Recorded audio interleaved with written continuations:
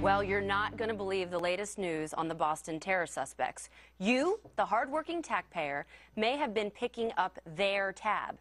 Yep, Massachusetts state officials have confirmed that 26-year-old Tamerlan Tsarnaev, who was killed in a shootout with police, was living on taxpayer-funded welfare up until last year. So, in fact, both brothers grew up on welfare with their parents in Massachusetts. So there you have it. Taxpayers potentially funding jihad. Greg, this brother was living off welfare with his wife. Also, both brothers, I should say, grew up on welfare. If he could get in a boxing ring and if he could slug it out, don't you think he could maybe get a job? Well, I mean, let's face it, a lot of criminals in the United States are on welfare, so this isn't a big surprise. But we've heard of state-sponsored terror. The United States is now a state that sponsors terror. It sponsors its own terror. And frankly, welfare is no different than tenure. We already sponsor terrorists with Bill Ayers, Bernadette Dorn, Kathy Bodine. They were involved in death, more death. They exchanged their pipe bombs for pipes. By the way, I just want to point out that this is kind of a symbol of what's been happening in Europe. You have intense pockets of Muslim supremacy in Europe. England, France, also in Australia. They let it happen. Bigots leave their countries because they're horrible, and then they come to countries and make them horrible. And this is what America is doing. It's a symbol of a decline derived from a rejection of exceptionalism. We are becoming exactly what Europe is. But here's the worst part. Oh, he's not a citizen. That was bad, Greg. Thank you for part one. Part two, Kimberly, he was here on a green card. So can we officially say, if you are here on green cards, no government money? Can we say that? Well, but see, this is the problem. We become soft, we become weak, and the other countries are mocking us. I'd come here, too. Who doesn't want a free ride? I mean, I want to ride in the carnival for free all day long and put my whole family on welfare. It's an abuse of the system. Nobody wants to take a hard look at the entitlement system to see what it is. Now it's terrorists are entitled to become radicalized and do harm to American citizens. This makes me so angry, and they hate America, but yet they're getting scholarships, getting the benefit of a great education, starting families here, and we're the problem. And time off, Eric, to sit on their couch and build bombs with our money. And here's the part of the immigration debate that needs to come up. This guy, Tamerlan, came over on a refugee clause in the immigration policy, which basically says if you're asking for political asylum, you can get welfare benefits.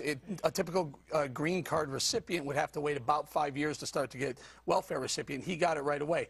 In Massachusetts, Department of Transitional Assistance, he likely got Section 8 housing, mass transit cards, EBT cards. He got a public defender for his domestic violence offense in 2009, and now Johar, the one who's living, is going to get a hugely popular, well-known public defender as well. He had scholarships.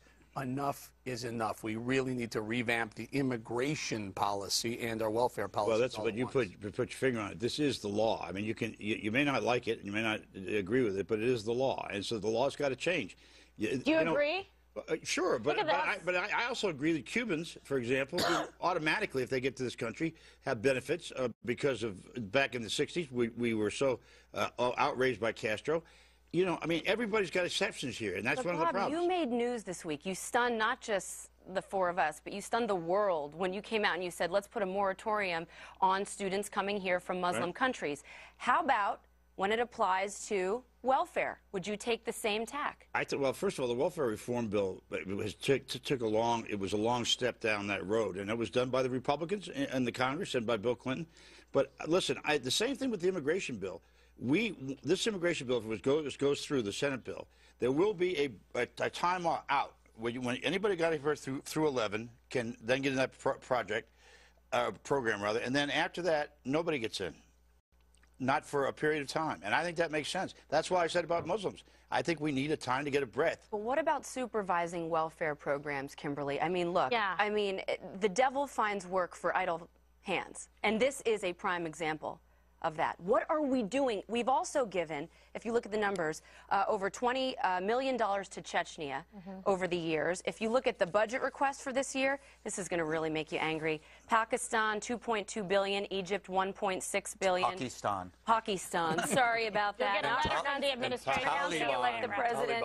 Yemen, $72.6 million. Algeria, $3 million. These are countries that hate us. We're the biggest state sponsor of terrorism. It is true, right? I mean, think about all the money that we're giving. Look what's happening in Egypt. Look what we're doing, essentially giving the money to the Syrian rebels, too. This is, the whole thing is problematic. Most of this is going to, I said yesterday, I haven't heard a single cleric or a head of state in a Muslim country say how bad 9/11 was or apologize for what's gone on. But their intelligence communities have been helpful to us, and that's where most of this money goes to. But having said that, I think that it outrages people. I can understand why you're outraged about it. I agree with Greg here. I would tell you that most of the families of people in prison are on welfare. And whether they're white, black, yellow, it doesn't matter. Eric, they're on welfare. the